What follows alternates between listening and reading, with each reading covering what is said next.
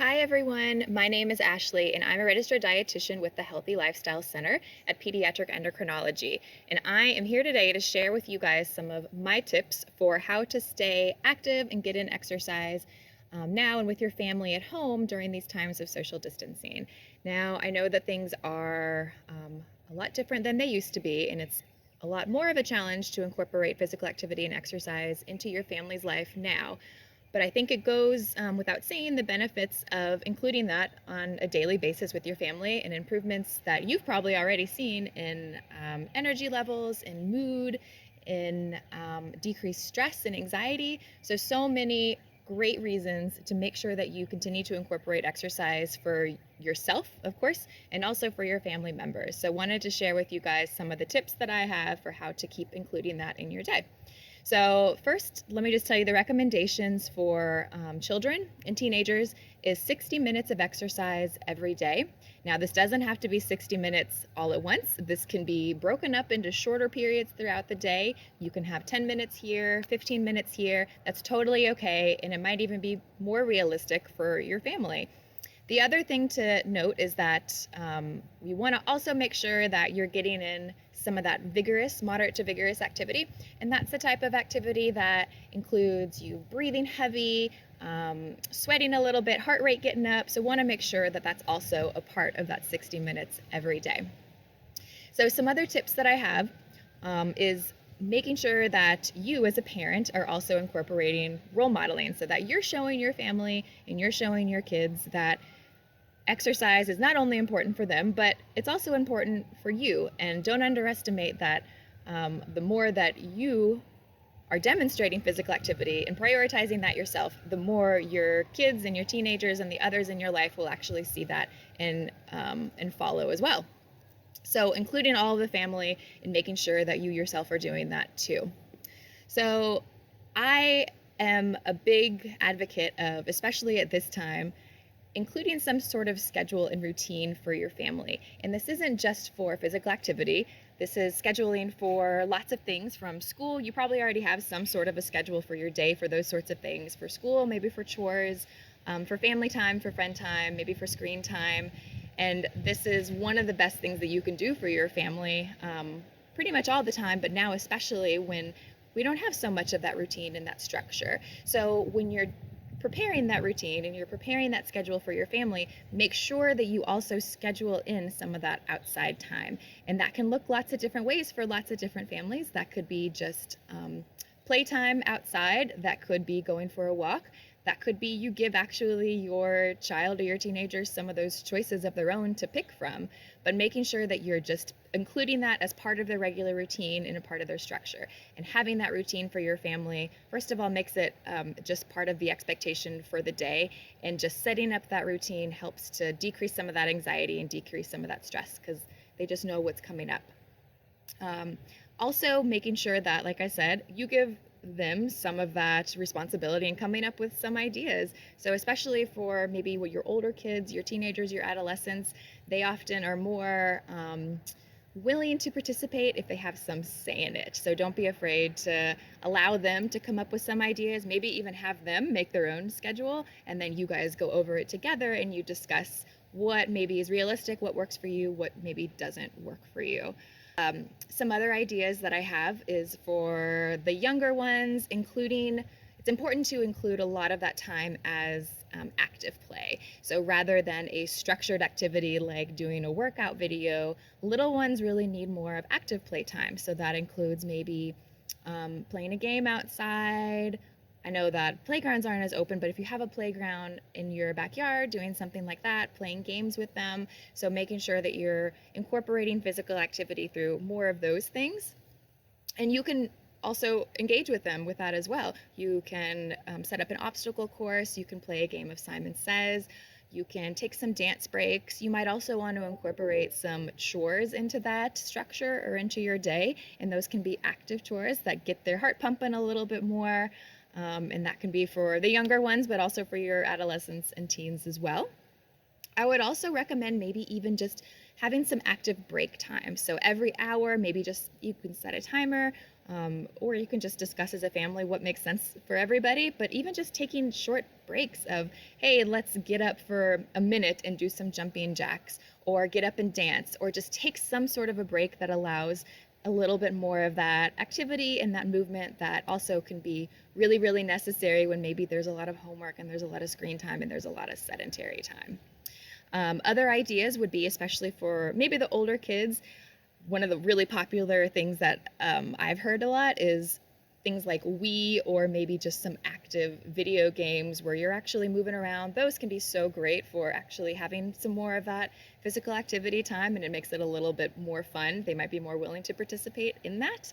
There are so many also resources online. That's one of the great things that I've seen that has come out from some of this is so many free resources, and I'm going to put some links below that you guys can check out. Also some different apps that you can use. So get creative. There's lots of different things. You might also want to set up some family challenges. So having some sort of a family activity challenge where maybe there's even some sort of a reward in place. That rewards are also another thing that I really encourage for especially adolescents and teenagers as a way to get them a little bit more motivated. Now, I always recommend a non-food reward generally as a source of encouragement, maybe even a type of reward that actually gets them outside and even more active, and talk with them, see if there's something that really sounds good for them and that would be motivating as well. But that can be another way to kind of get them involved, get them motivated. So those are some ideas for that I have for you guys. Make sure you check out some of those resources below and just get creative, talk to your family, make it fun. And next, I'm going to send it over to Morgan and Carter, and they are going to talk to you guys about some different workouts at home that you guys can actually do with your family that are fun and easily accessible. Thanks. Hello everyone, my name is Carter. And I'm Morgan, and we are here to do a short home workout with you guys. So we're going to start with a quick warm-up, so when you hear the ding, just follow along with us. There we go. So you just start with jumping jacks. And we're going to do 3 different exercises for a quick warm-up, and then we'll move in to some strength training and some cardio. All right, butt kicks.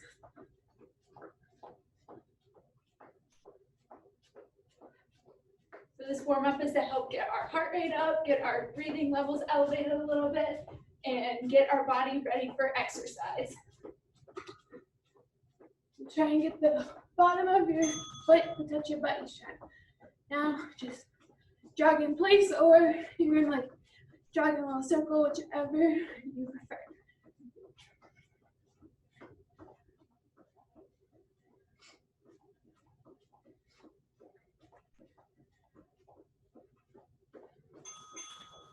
All right, so we're gonna take a short little break, and then we'll come back for the strength training section. All right, so now we're going to do a strength training circuit. So we're gonna do 6 different exercises. Each is going to work a major muscle group on your body. And so we're gonna do this with the interval timer as well. So you're gonna do 20 seconds on, 10 seconds off. You'll do each exercise 2 times through. So once you do the exercise twice, then we'll move on to the next one. And you can either follow along with the timer when you hear the ding on this video, or you can download any interval timer app onto your phone, or use a website so you can do it on your own time. So first, we're gonna do bicep curls. And if you don't have dumbbells at home, you can use soup cans or like pasta cans, anything like that. So bicep curls, you're just gonna go right up in front. Then we're gonna do tricep dips. You can use like a couch or a sturdy chair. You'll put your arms on the couch or chair with your feet out in front. You're just gonna dip down. Then we have leg lifts. You can use a mat or a towel or like a blanket. And you're just gonna lift those legs up and down while engaging your core. Then we're going to do what's called in and outs. So you're going to be kind of in a little V position, and then just bring your legs out. If you need to, you can put your arms here. Then we'll do calf raises. So you can just stay in parallel position and rise up onto your toes and back down. Then we're going to do backwards lunges. I'll show you from the side. And we'll just alternate between left and right. So those are the 6 different exercises. So when you hear the first ding, we'll start with those bicep curls. And you want to have your feet about shoulder width apart, core tight, back straight.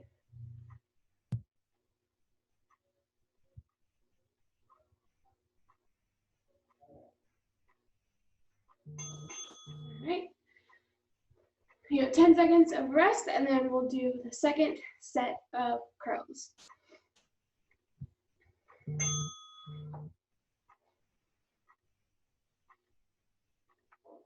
Remember, you can use any kind of weight that you have at home. Just make sure whatever you're using is the same amount of weight in each hand so that you're not working one arm more than the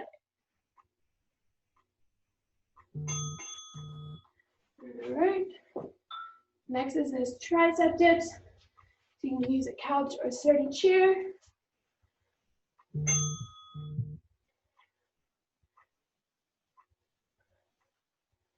And even though your legs are out in front of you, you want to make sure that you're only using your arms to push yourself up. Don't use your legs or your butt.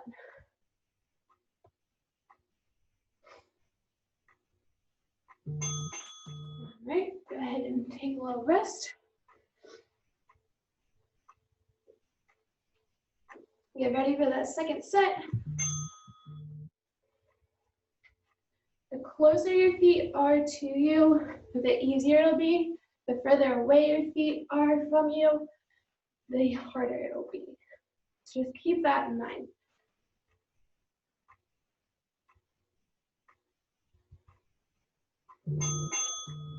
All right.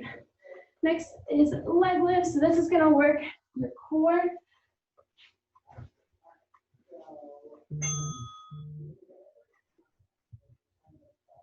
You want to keep those legs as straight as possible. Engage your core really tight. Keep your back on the ground.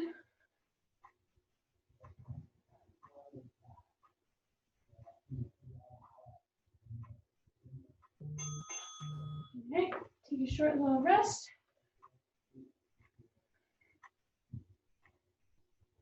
Get ready for the next set. And you can have your arms next to you, or if you notice your back is coming up off the ground, you can put your hands underneath your butt. That'll give you a little bit more stability.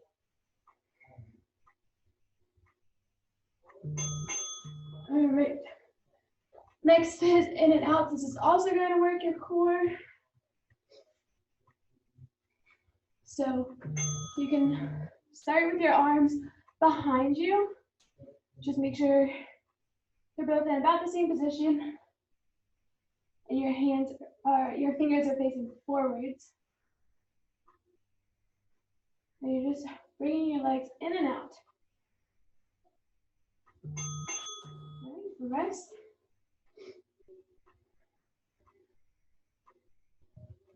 Get ready for that second set.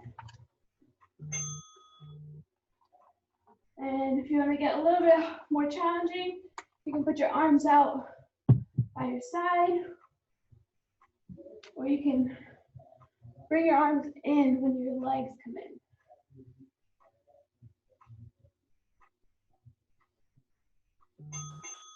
in. Great. We're going to come on up and do calf raises next. This is going to work your calf muscle on the backs of your legs. Have your toes facing forwards. And you can have your arms by your side or on your hips. You're just gonna raise up onto your toes and back down, nice and controlled.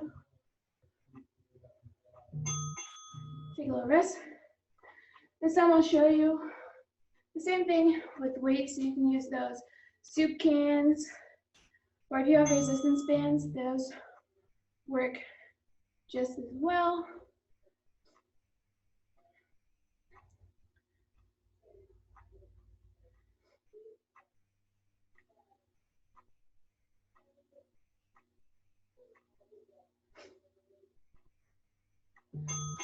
All right.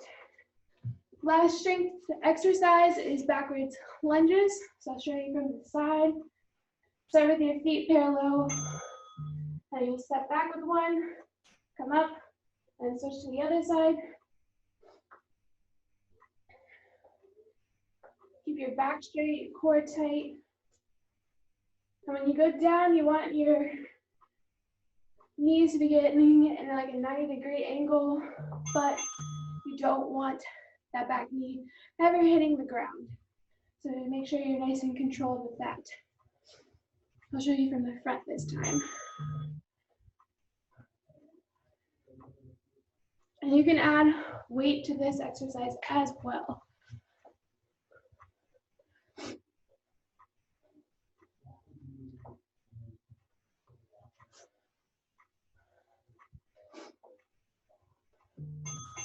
All right, so that is the end of our strength section. So next we're gonna do cardio. All right, so now we're gonna do our cardio circuit. So the way this circuit is set up, it's called an EMOM, which stands for every minute on the minute. So this is a type of way to do an exercise circuit to really keep your heart rate up and burn some good cardio calories. So we're going to be doing an EMOM for 5 minutes total. So this is only going to be 5 minutes of work, but it will be kind of challenging. And like I said, we'll raise our heart rate and get our breathing up a little bit. So it'll really be targeting our cardio. So our 2 exercises we're going to be doing are low impact squat jumps and then walkouts. So the way this is going to work, we're going to have a minute timer set, and we're going to do 8 squat jumps at the beginning of each minute. And then after you do your 8 squat jumps, we're going to do walkouts for the remainder of the minute. So I'll go ahead and show you those 2 exercises. So a low impact squat jump is a squat jump, but it's focusing on more on the squat and not the jump. So you're not, you don't have to worry about jumping into the air as much as the squat. So you're just going to get into squat position, which is feet shoulder width apart, and then you're going to squat down, and then you'll jump up. And then when you come back down, you want to try to land in the squat. So like I said, you don't want to focus on jumping really high, just focus on landing in that squat and going as deep into the squat as you can. So we'll do 8 of those, and then we're going to do some walkouts. So you'll need some room on the floor for this one. So this one is also called an inchworm, or can be referred to as an inchworm. So you're going to use your hands and walk out to a plank, and then you're going to come back up, and that would be one walkout. If this gets too challenging, you can just do like a half of a walkout, so you don't have to go all the way to a plank, or you can go all the way out and then come back up. And then you can also, to make it more challenging, if the way you're doing it gets a little bit easy, then you can walk out, come back up, and then jump each time. So that will also keep your heart rate up and make it a little bit more challenging for you. So 5 minutes of that, and that will conclude our workout. So we'll listen out for the first ding, and we're gonna do 8 squat jumps. So keep up with your reps for the squat jumps, and then the walkouts, just do as many as you can until we hear the next ding.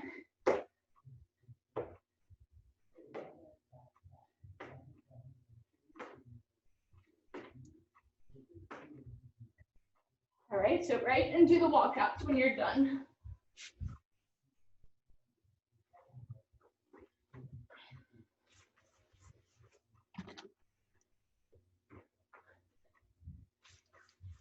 Make sure to stand all the way up each time that you come up from the walkout. And then when you're walking out, make sure to hold your core nice and tight.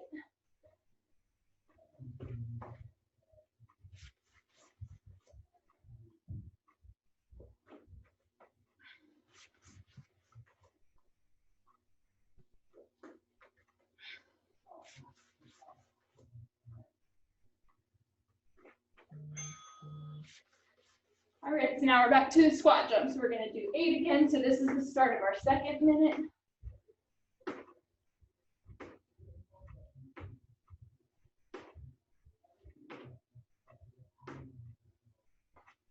All right, once you do your 8, straight back into the walkouts.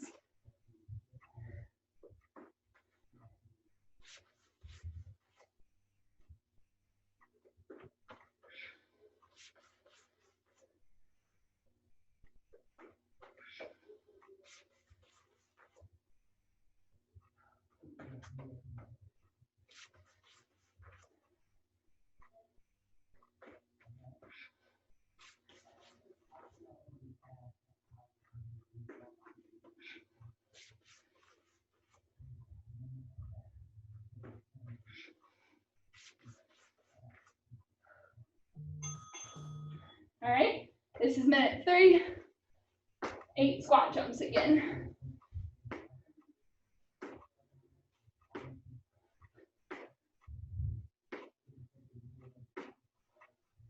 All right, when you're done with your 8 squat jumps, right into those walkouts again.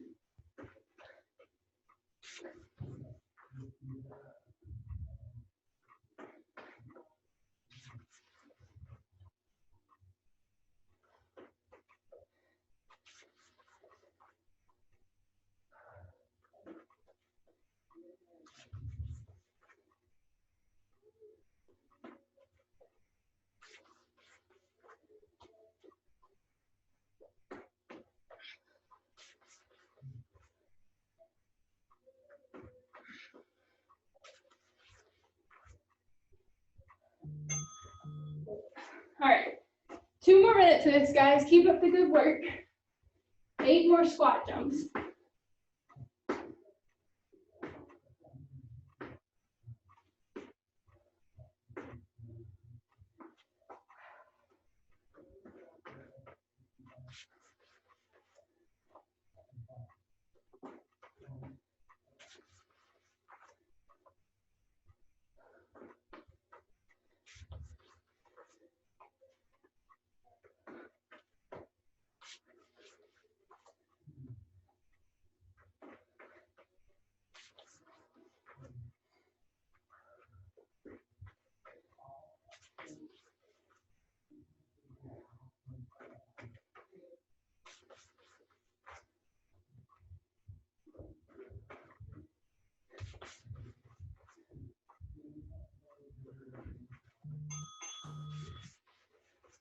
All right, here's our last minute. Last 8 squat jumps.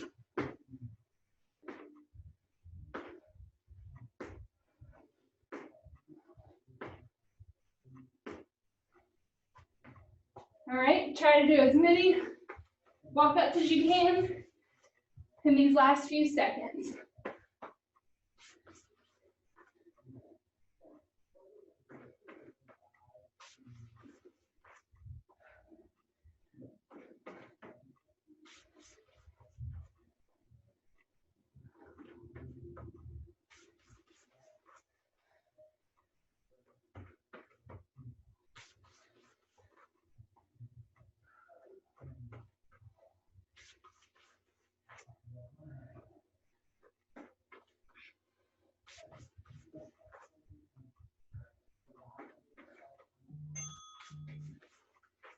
All right, and that is the end of our 5-minute EMOM.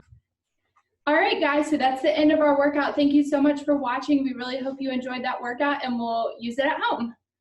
So if you have any questions, feel free to leave them in the comments below.